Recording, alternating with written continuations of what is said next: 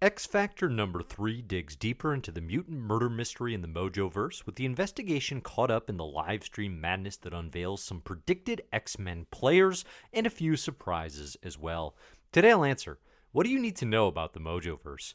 Who are the key players of this world, including some surprising reveals, and what are the parallels between Krakoa and the Mojoverse? Hey, I'm Dave Busing, founder and editor-in-chief of Comic Book Herald. You are listening to Krakin Krakoa number 84 as I dig into X Factor number 3 and the Dawn of X. Thanks for listening. If you like the Comic Book Herald YouTube channel or podcast, please consider liking, subscribing, and sharing. Spoilers for Discuss Comics may follow.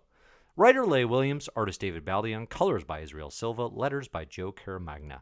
The X Factor squad, Prodigy, Rachel Summers, Northstar, Polaris, and Eyeboy are caught in Spiral's Showcase, one of the top 5 endlessly streaming channels in the Mojoverse.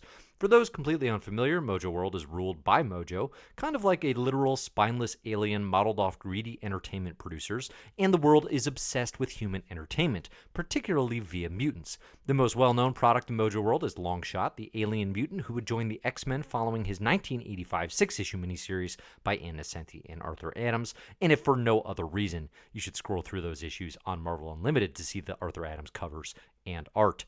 Williams and Baldeon and the creative team have done a nice job updating the Mojoverse, which I typically think of as the 90s animated, kind of greedy Hollywood exec to reflect YouTube, Twitch, Instagram, and the rush for everyone to create an endless stream of content across their channel of choice, right? It definitely reflects an updated version of this world and some of the horrors that can be extended, kind of Black Mirror style. Who is Spiral, this mutant that the X Factor is engaging with? Well, Spiral's got a long, really complicated history with the X-Men. We'd be here all day if I did a full Spiral history, but the highlights essentially are that historically she's been one of Mojo's right-hand assistants, has 6 arms, and has some pretty complicated reality-bending, teleporting magic powers that she can use in a variety of ways. For a lot of readers, her introduction comes as part of the Body Shop, giving Betsy Braddock new eyes that are also Mojoverse cameras, and blending Betsy and Quanon into 90s era Psylocke. In recent years, Spiral has even been on X-Force teams, and in her right mind should be considered at a minimum skeptical of Mojo's rule. She's not quite a villain, not quite an ally, but has played both roles throughout her history. So Spiral reveals the Murder Mutant is Sophia Manteiga and tells the team and Prodigy that it's his friend by showing the mutant Wind Rider murdered live on air. She, quote-unquote, allows herself to get shot on a live stream for the views, and it's deeply horrific. I think this taps pretty effectively into the real-world concern of highly questionable content that can be put out online via all these platforms, kind of raises the question of where platforms should be drawing lines, as well as the parallels of our own sadistic pleasures as readers of the X-Men, kind of us enjoying this cycle of violence and that is part of the comic book machine.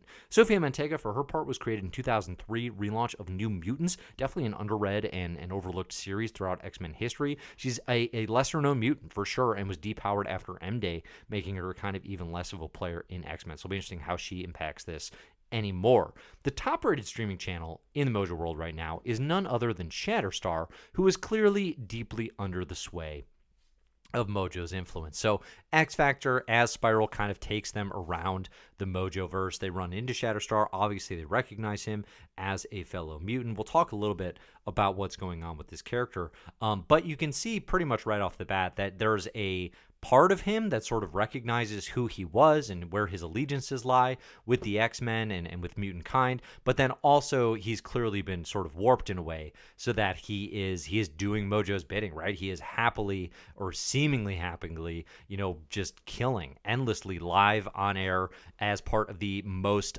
enjoyed channel of content in Mojo World, right? So that is kind of Shatterstar's kind of sad place in life right now. Who is this character? Well, he's created by Rob Liefeld and Fabian Nicieza, first appeared in New Mutants number 9, and is a big part of X-Force and X-Factor throughout both series history. Shatterstar was born in Mojo World, so it makes a lot of sense to include him as a player here. He's definitely got connections. In keeping with X-Factor's focus on queer characters and relationships, Shatterstar had a romantic relationship with Richter throughout the Peter David written 2000s X Factor. So he definitely fits into that, increased focus on diverse relationships throughout X Factor. The Leah Williams and the team are definitely integrating pretty thoroughly here. Technically, we have seen Shatterstar on Krakoa following the assassination of Professor X in the pages of X-Force, and now we find him here in Mojoworld. We'll see if that is touched on at all. Big picture though, like, dude likes swords. It's kind of his thing, and he's got that 90s cool to him as well. So Shatterstar leads the X Factor crew to Arise, the longtime Mojoverse scientist, another character that dates back to the Nocenti and Adams Longshot mini. Seriously, a lot of what we're talking about today comes from that. Arise creates the humanoids that Mojo enslaves and kind of has always done this. Here in the pages of X Factor number 3, Arise is cloning at an all-time high, with clones easily moldable by Mojo for his own purposes. I think it's definitely not impossible or even difficult to sort of see the parallels between the way that Mojoworld is creating clones for their bidding, kind of an endless stream of new bodies, and Krakoan resurrection protocols. And this is something that even gets called out more deliberately, and we'll focus on it. But, it's the difference, or one of the key differences, of course, is that the copies are born anew with a blank slate of a mind that Mojo can manipulate. And this is something that a fair amount of Krakin Krakoa, I think, listeners and X-Men readers have wondered, like, could that actually summarize what Professor X is doing for mutant kind? Are the quote-unquote pod people coming out of resurrection protocols with their minds fully their own? Or are they being manipulated and influenced perhaps more subtly than Arise and Mojo are doing in the Mojoverse? I think it's an interesting parallel. I personally, like, my theory on that, I don't think Professor X is really manipulating minds here, but it's definitely in play. I think just the way that, we don't know a ton about exactly what they're planning.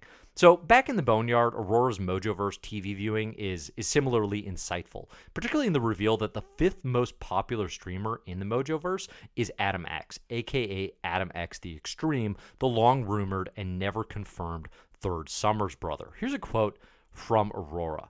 I could see the difference in Krakoa's synthesized immortality for mutants versus the way endless physical duplicates were churned out of the system, specifically to be toyed with, hunted for sport, or executed for profit. In addition to those, kind of deeper, more sinister Professor X potential motivations in manipulating minds, I also really like the meta implications here of churning out bodies for the system, specifically to be toyed with, hunted for sport, or executed for profit. That is definitely a critique of the superhero kind of comic book industry and machine. I think it's fair and it's interesting. I quite like the idea of using Mojoworld and the Mojoverse as a means for Williams and the team here to sort of critique and investigate and consider what it is that superhero comics are delivering, why we are finding them entertaining, and whether or not that is healthy, whether or not that is a good thing, or if that is a thing that should change. I think one of the big appeals of House of X and Powers of 10, the way Hickman created it,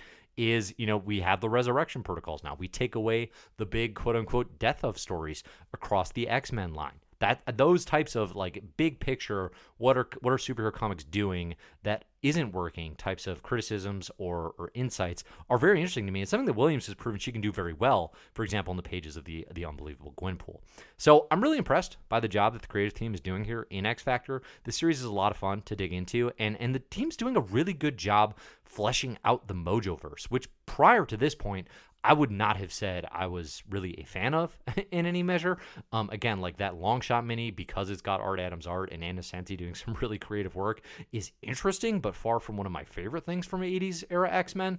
I really liked a recent, I think it was X-Men Black one-shot written by Scott Aukerman, focusing on Mojo as kind of like this kind of like shy character on Earth, but it was an oddball take on the character that was quite different than what I've seen before. So this is like the most I've been interested in the Mojo world, Mojoverse, probably ever as an X-Men fan, honestly. So I'm very curious to see where it goes, especially as we get to meet Adam X and see what his deal is. I'm not going to go into too much detail on the character until we get to that point. Even this page between Dakan and Aurora, like him making a Pokemon reference and a joke as he flirts with her character and then immediately pushes her away, trying to get to the bottom of her murder, which was, again, the murder mystery in X Factor number 1. It's really effective characterization in a very, very small stretch of time. And again, like the fact that they're making the con extremely interesting and kind of funny is really impressive work. So I'm digging this series. It's not like, out of the park by far my favorite thing or anything like that just yet, but it's good character work and it's interesting, and I'm curious to see where it goes from here. So thanks everybody for listening. I'm curious to hear what you think. If you have thoughts or theories about where this book is going, about what's happening in X Factor or Mojo World or any of that, let me know in the comments here. Otherwise, you can find support for Comic Book Herald, making more things like Krakin Krakoa possible over at patreon.com/comicbookherald. I'm Dave. You can find my stuff at comicbookherald.com, at Comic Book Herald, pretty much anywhere online.